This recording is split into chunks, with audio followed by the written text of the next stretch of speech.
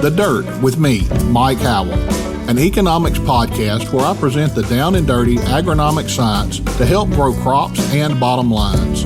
Inspired by eKonomics.com, farming's go-to informational resource, I'm here to break down the latest crop nutrition research, news, and issues, helping farmers make better business decisions through actionable insights. Let's dig in. Well, hello again, listeners. Welcome back to The Dirt. We've got a special guest with us today. We've got Ben Graham here with us today. Ben, welcome to The Dirt. Well, thanks, Mike. It's good to be here, that's for sure. Ben and I have known each other for about 15 years now. He was one of the first people I met when I started working with Agrium back in the day, and now Nutrien. Ben, if you will, kind of introduce yourself to our listeners and let them know what you do. Well, sounds good. Thanks, Mike. Yeah, it's been a pleasure. We've had some good times. I'm Ben Graham. I'm the president of AdFarm. AdFarm is one of North America's leading agriculturally focused marketing communications agency. I've been around for a long time. The company's been around for 40 years. I think I'm pushing 28 or 29 years. I started with the company in 1998, I believe. I had hair then, which was an added bonus. I started out doing some account management work, making sure we developed some really good messages for farmers. I was born and raised on a family farm where we had some hogs, some cattle, and a bunch of grain. And I was kicked off the farm because there was no future in agriculture, which back in the 80s was probably pretty true. But I think rumor has it agriculture's still here today. And I wanted to work in the business, so I was lucky enough to join AdFarm.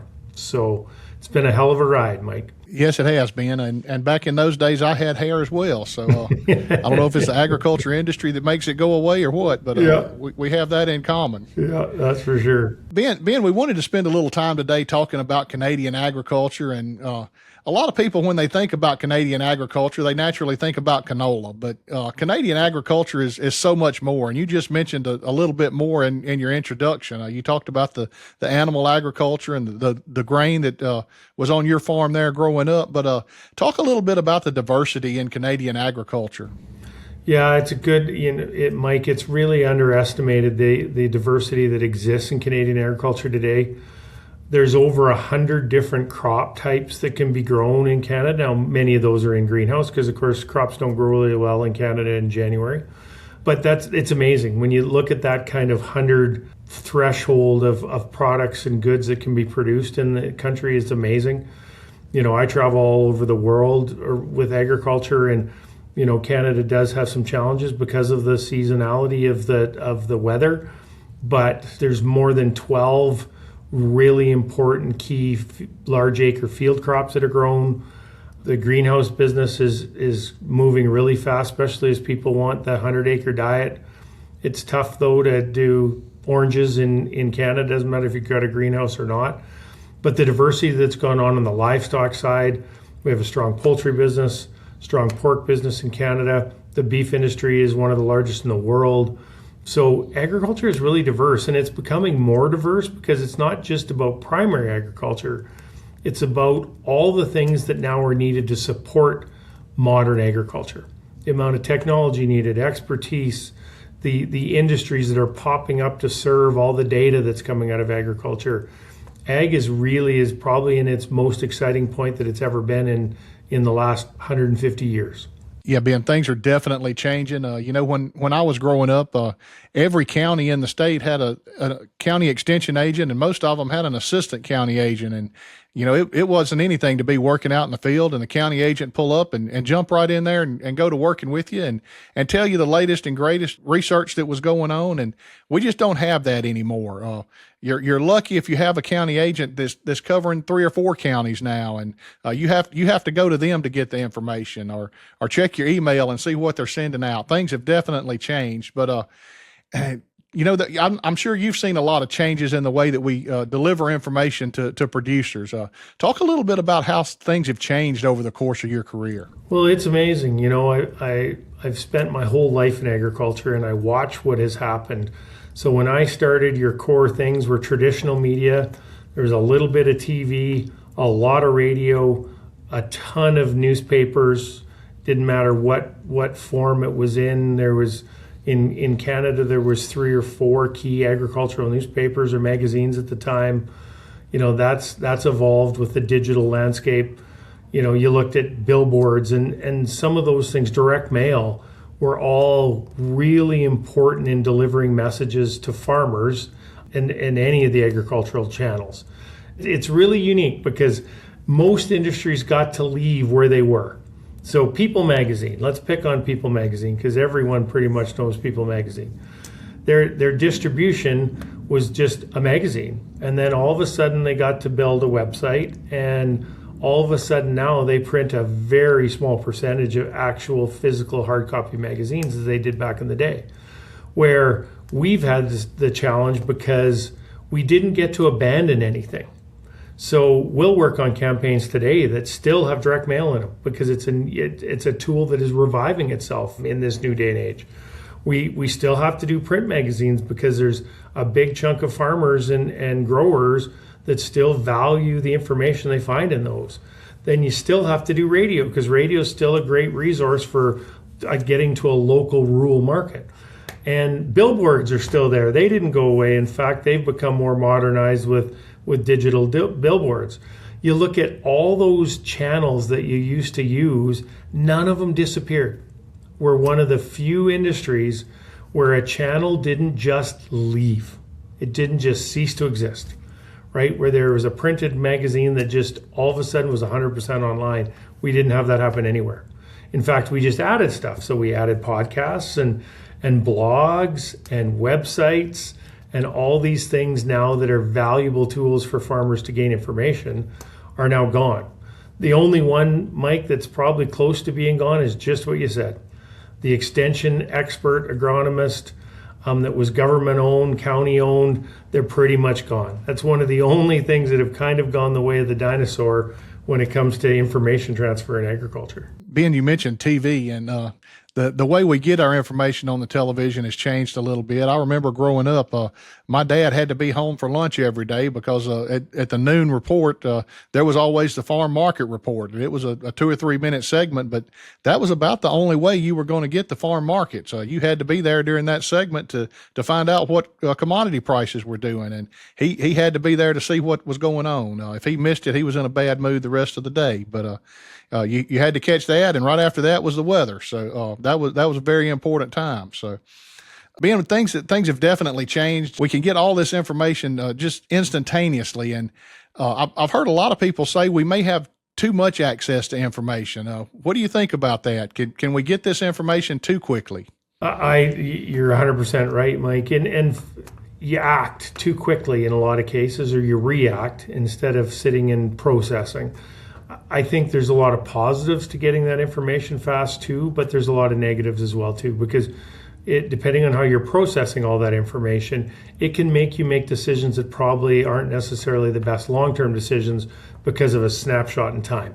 So it's the amount of information that a farmer or grower or producer has access to. You look at their ability to consume. So when it comes to production agriculture, automation has created more ability to, free time isn't right because farmers don't consider it free time, but if I'm driving a planter or a seeder around a field with auto steer and I'm seeding 7,000 acres or 2,000 acres or whatever the number is, I'm a captive audience in that cap.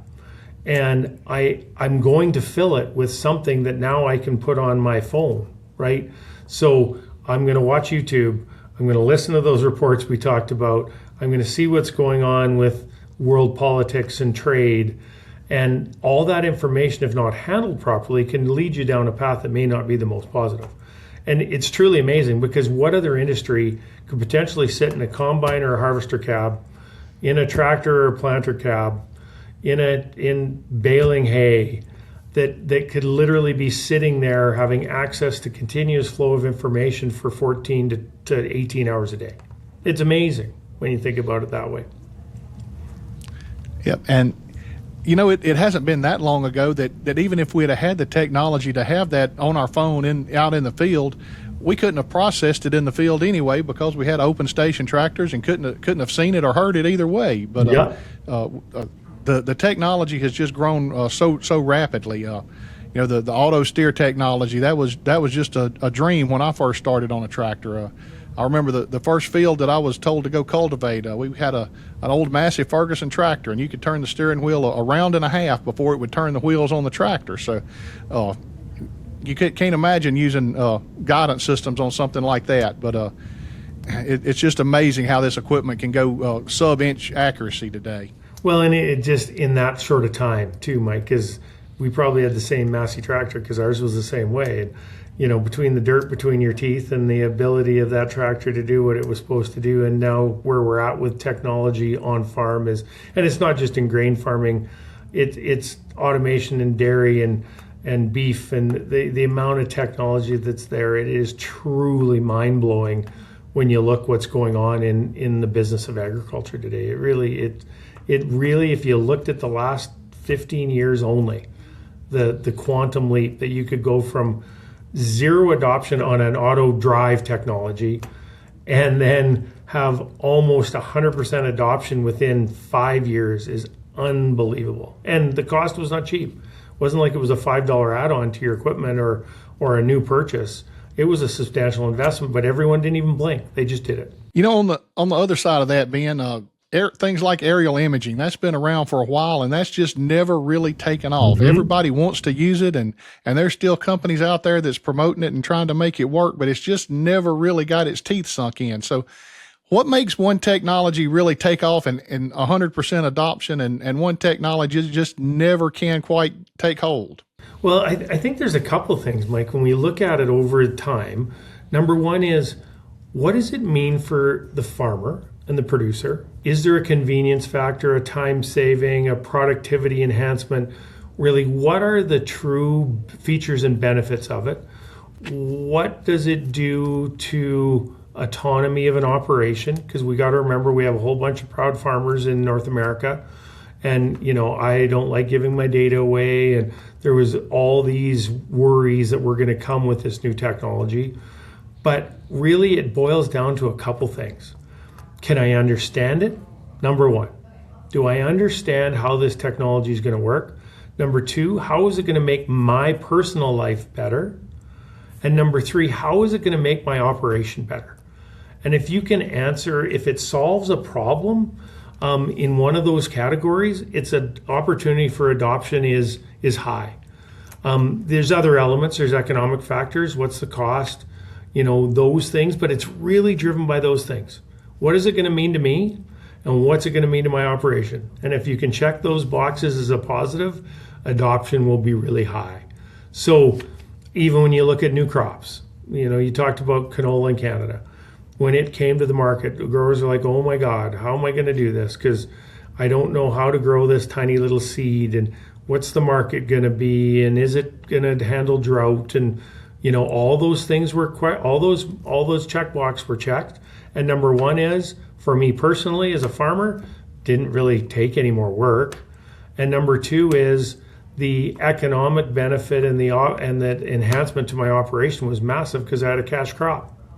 And that was a big deal in agriculture in Canada, specifically in the 80s. So it was a true innovation. And those are things that I believe that you have to solve to make sure that new technology will get adopted fast in agriculture, because it's moving, let me tell you. Ben, I look around at all the new equipment that's coming out, and there's so much technology on this equipment. And then you go out in the farm and you visit with some of these farmers, and yeah, they've got it on the tractor, they've got it on the planter, they've got it on their harvesters, but do they really use it? How many of them actually know how to take advantage of all the technology that's on that equipment?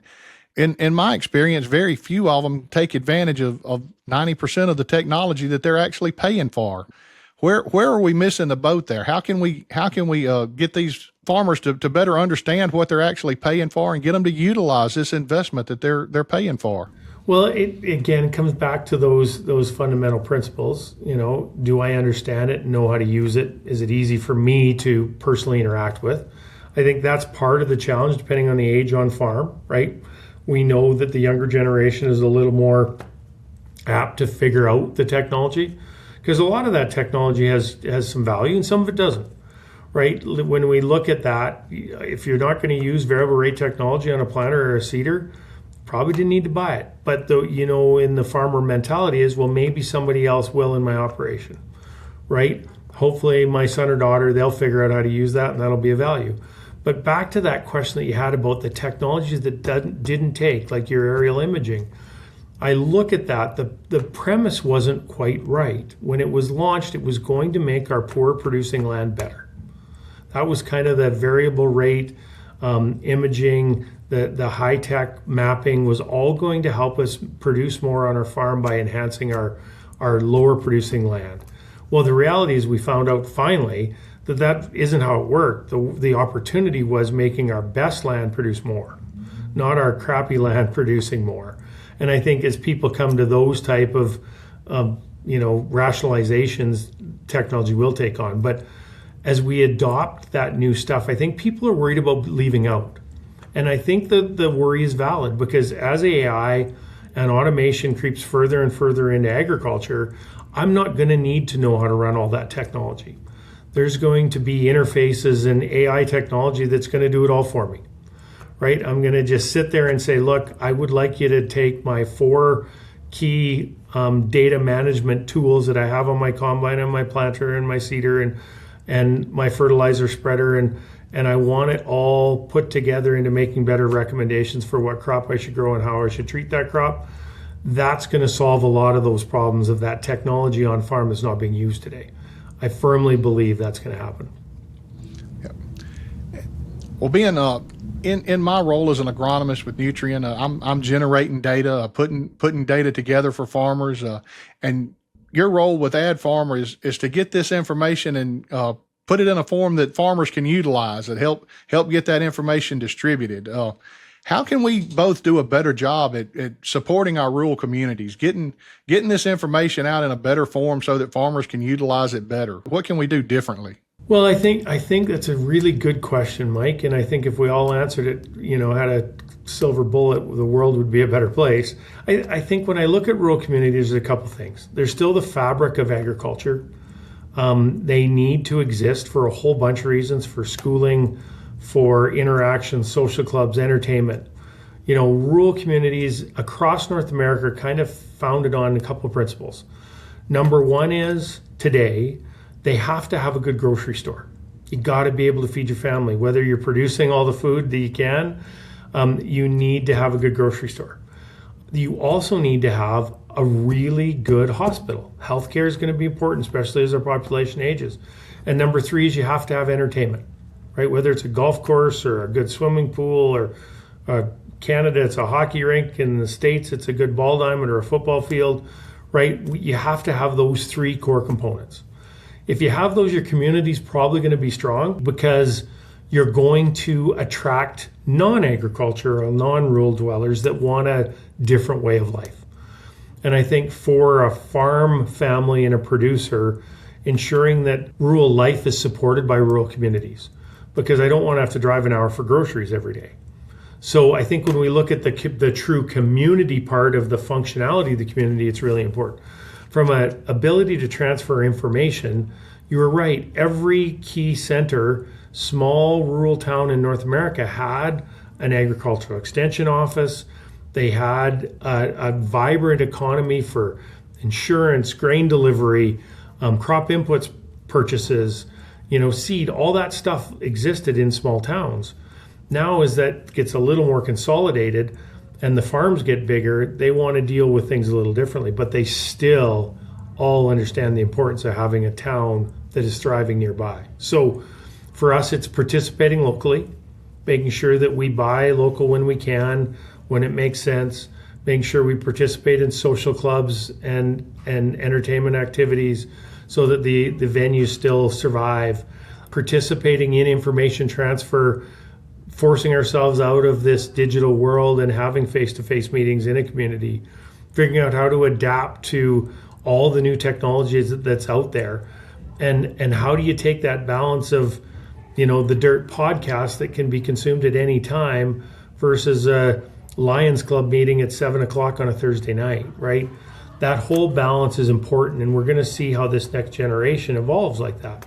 So I know it's a long answer, Mike, on that information transfer, doing it better.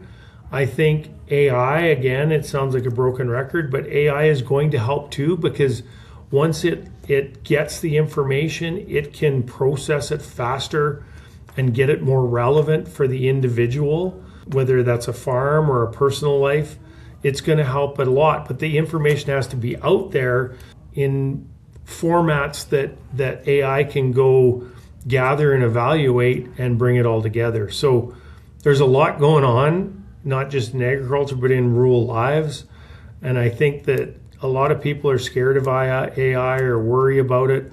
You know, to me, it's about embracing the opportunity it provides, because we are a very smart race, the human race. We sometimes think we're smarter than we are, I think in some cases, but as we adopt new technology, AI is just going to be one more step. No different than a car going from horses, or from, oxen pulling a plow to a tractor, and a steam engine to a tractor. So I think this is the next evolution, and we have to embrace it and figure out how we optimize it to make our lives better. Ben, you've mentioned AI, and I know that's coming, and there's got to be other things that's coming. What do you see happening in agriculture in North America in the next 20 to 25 years? I mean, we've talked about what we've seen in our careers over the last 20 years. What's around the corner? Well, it's a good question, and I get asked that a lot, Mike, and you see it too as an agronomist. There's so much going on. We have so many companies walk into our offices across North America going, I've got this great new idea. Can you help me sell it? And it's kind of two batches of people. Well, three. There's batch number one, which is a really smart engineer or inventor, or somebody that invented a technology specifically for agriculture, and they were born and raised in a rural environment or on a farm, and they want to bring that forward. So there's that whole bucket of people. Then there's the super smart engineer that works in oil and gas or in the aerospace industry, and they built a technology that they think would be appropriate or adopted in agriculture. They walk in the door. They're an interesting beast because they know literally nothing about agriculture, and they need a lot of help to even see if it will fit. And then there's kind of that middle ground in between, right? Where it was good technology that was out there, that maybe can be revised now with more sensors and reading and automation that'll bring it back. So there's kind of three buckets there, Mike. I think when I look at what's next, I think soil sampling, virtual soil sampling, modeling around that fertility world that you live every day, Mike. I think there's going to be vegetation analysis through satellites that are going to say, here's what your prescription needs to be on that acre without ever physically touching that acre. I think that's coming pretty fast. I look at when it comes to automation, fully autonomous equipment is coming. I know that Raven had bought DOT, which was a fully autonomous tractor power unit, I guess they were calling it. You go to Agritechnica in Germany, I don't know how many autonomous tractors or power units were on display there. So that's coming really fast. I think regulation is one of the biggest challenges we're facing to make sure that new technology can come quicker. When I look outside that technology, I think crop decision planning is going to take a quantum leap. It's going to take all these data points that we know exist, but they're so onerous for a human being to process and put it into a real decision-making tool. Imagine with this virtual soil sampling that could go back and take 10 years of soil sampling data, couple it with nutrient depletion by crop, look at market prospects on what the price of corn and soybeans are going to be, or wheat and canola in the upcoming year, and analyze 8 million data points on what the markets are doing, and then couple it with the geopolitical environment, and then come back to you and say, look, Mike, on that acre you should be planting lima beans. That technology is coming really fast, that your return per acre is going to be greater on this than that. So, it's not just going to be a corn soybean play in the US, and it's not just going to be a wheat canola play in Canada. There's going to be really heavy analysis that'll take in weather projections and, past and historical, that are all going to come back and say, Mike, you'd be silly if you didn't plant corn on that acre. Or, Mike, the way the market's going with my analysis and all these data points that I've brought into play now, you really should be considering sorghum.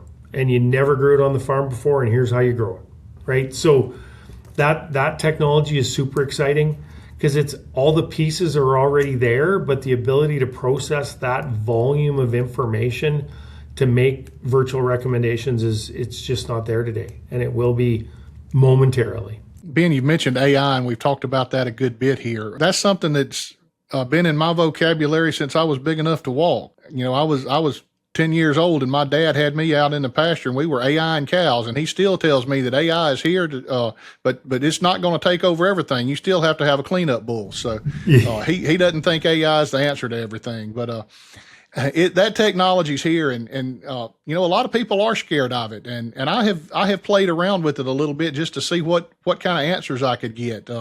Sometimes I can get a right answer or close to a right answer, and sometimes there's no telling what'll come out. It gives me an answer that's nowhere near right.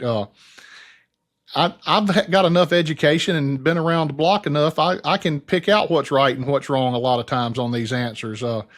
Somebody that doesn't have as much experience as I do may not be able to pick out those right answers and wrong answers quite as easily.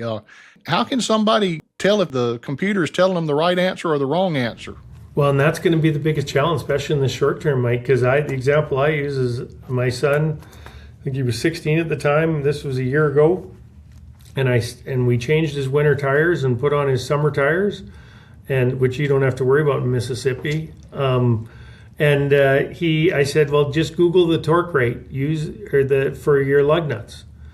And so he didn't Google it. He used his AI tool. I think it was ChatGPT, and he went in and got a number. And he said, Dad, but this torque wrench doesn't go that high. And I'm like, what do you mean, son? And he said, well, it's telling me to do it at 250, and our torque wrench only goes to 150. And I'm like, whoa. And I thought, well, he got inch pounds versus foot pounds or something confused. And I went out and said, show me. And he showed it to me on his phone. And yeah, it was just wrong. And it would have, first of all, if there was a wrench that could do that, he would have destroyed something doing it. And that's going to be out there. And I think as we get through that, having people, the real live humans that can process and validate is going to be very important moving forward.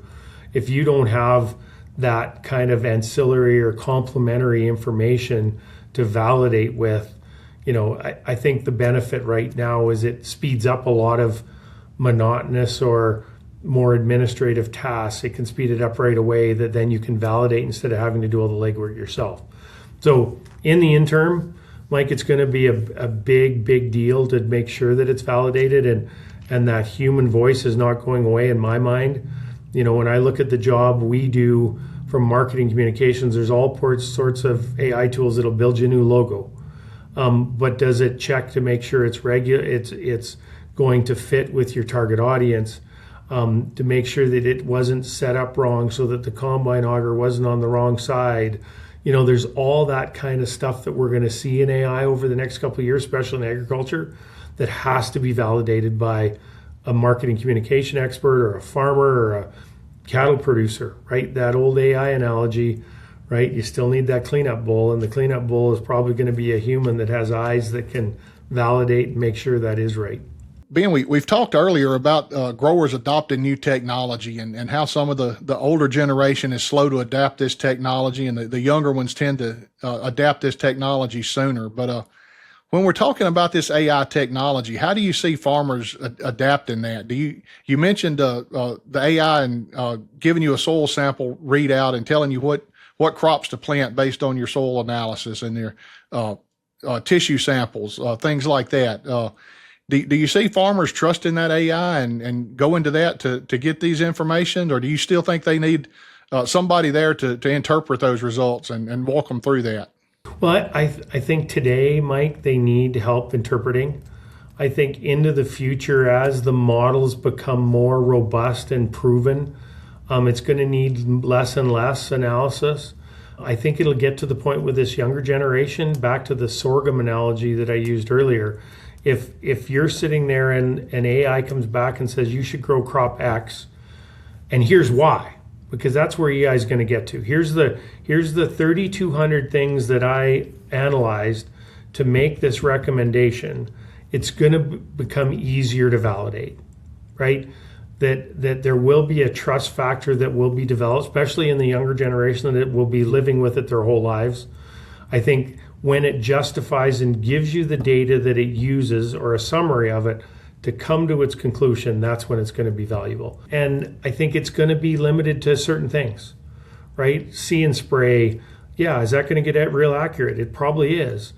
Drone technology and using that coupled with see and spray, those things are going to get pretty good, and they're not going to need a human validation after a certain point, right? But all that information has to be created by humans, right? Identifying what a wild buckwheat plant is versus milkweed versus, AI doesn't know that. Humans had to know it, create a picture of it, label that picture, feed it into AI so it knew what it was looking at, and then that has to be tested to make sure it's accurate.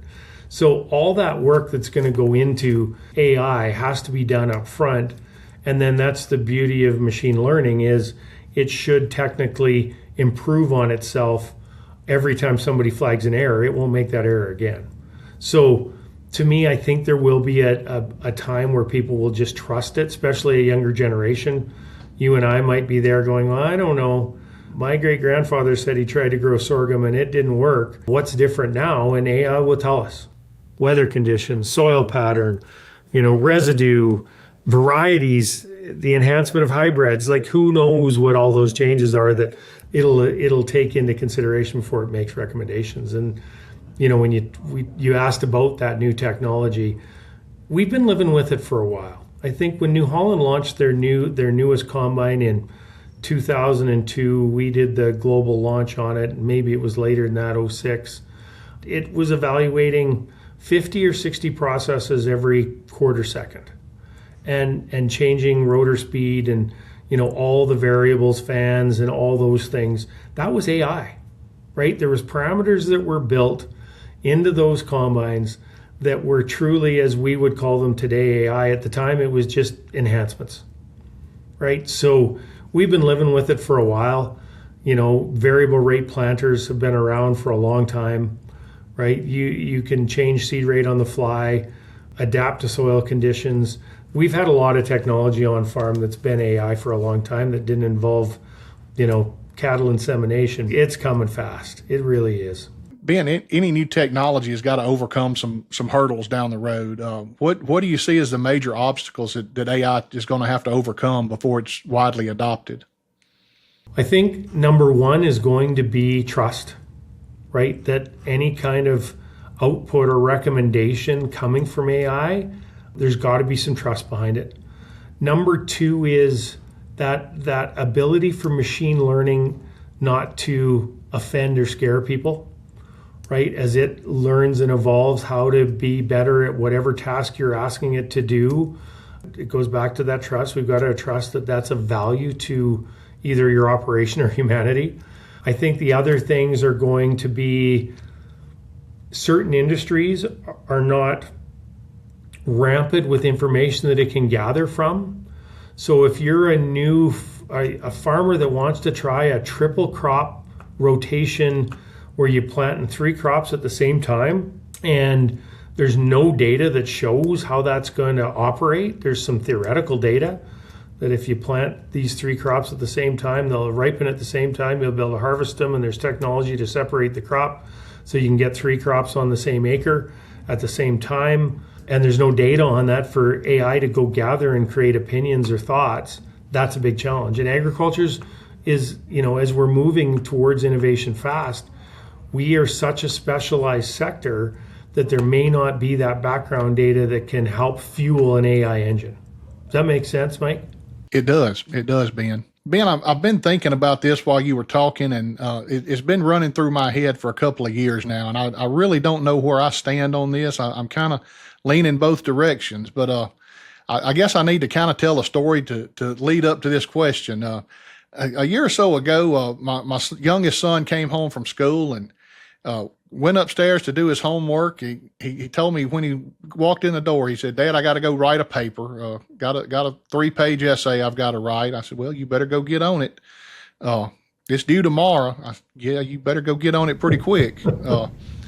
it wasn't 5 minutes. He came back down. And I said, I thought you were going to go write an essay. It's done. I said, whoa, wait a minute. Let me see what you got. Well, he brought it down and I started reading it, and it was really good. I was impressed. I said, how did you do that?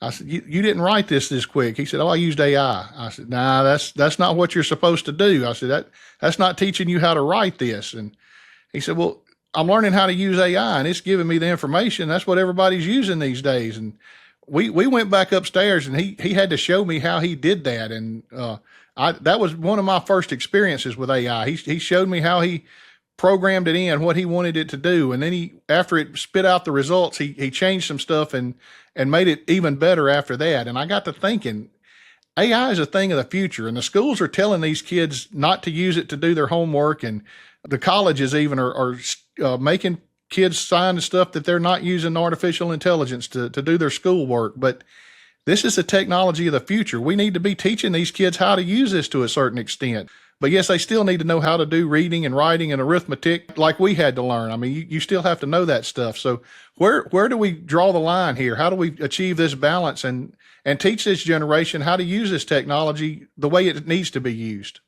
Well, and I think our sons are obviously from the same generation, because I had the exact same experience with about a 6-minute essay. And that was his exact line is, I've got to use it, right? I'm learning to use it. It's going to be the future. I think it's going to be one of the biggest conundrums in society, Mike, is do they even have to learn math anymore? Because you just speak into a thing and say, I need 330,000 divided by 13.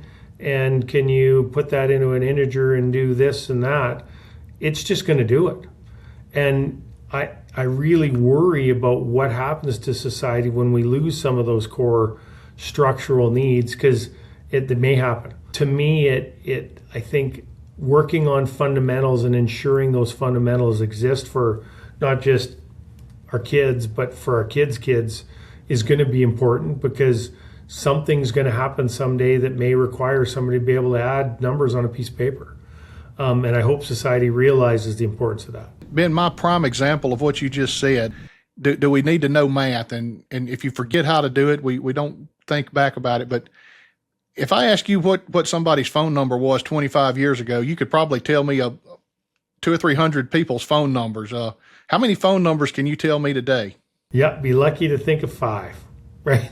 Exactly. We don't have to remember that stuff, and we don't remember it. So my wife just got a new phone number and she's had it for 2 months, and you think I can remember that darn thing? But I can remember her old one, because it's under wife on my phone, right? So that's a challenge. It's happening today. I know there's lots of research on it. My son would tell me that it's just freeing up more capacity for my brain to do other things, which makes me giggle.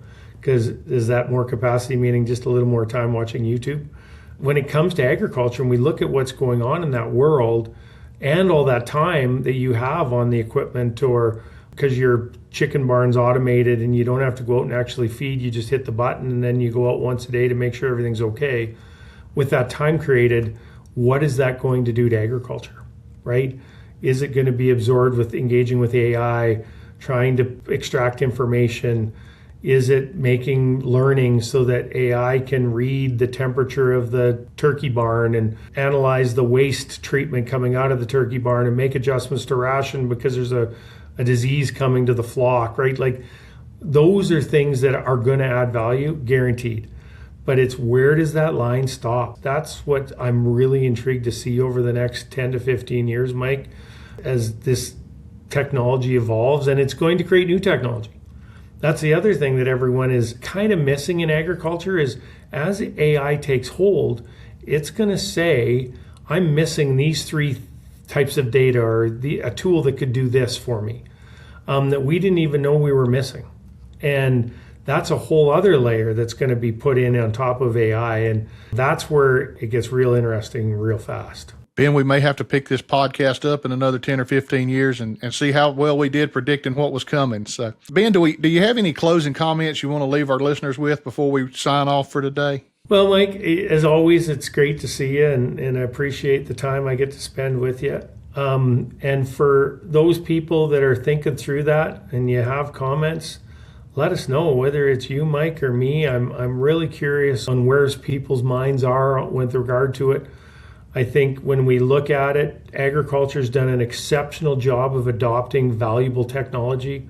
So I have 100% expectation that whether it's AI driven or other new technologies that we encounter in agriculture over the next 5, 10, 50 years, I think agriculture will do a great job of evaluating them for value and personal enhancement. And the right ones will get adopted and the wrong ones won't. Agriculture and farmers are one of the biggest judge of character and opportunity.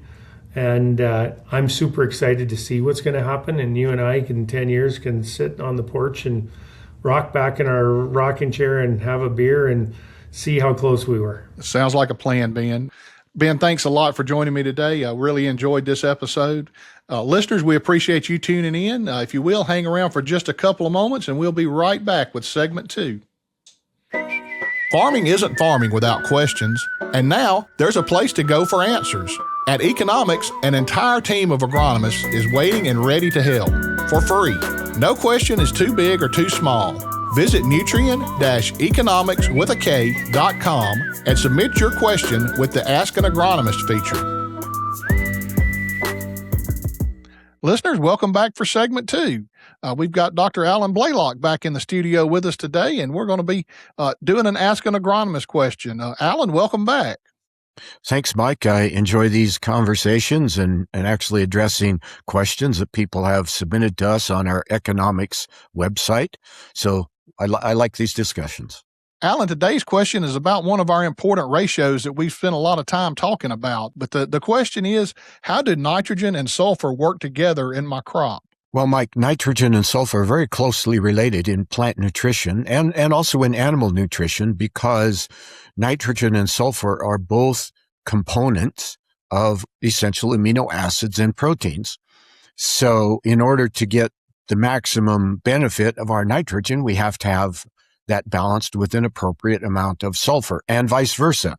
If either one is in excess and the other is deficient, then the plant is not as efficient at manufacturing those amino acids and proteins that the plant needs. So this is an element, or this is a ratio in plant nutrition that we often pay attention to, and we can analyze the plant tissue and look at that ratio and see if they're out of balance. And we often see this, an excess nitrogen to sulfur ratio, a very high nitrogen to sulfur ratio, when we apply high rates of nitrogen and we haven't applied any sulfur. And sometimes we can induce a deficiency of one of those nutrients by applying an excess of the other.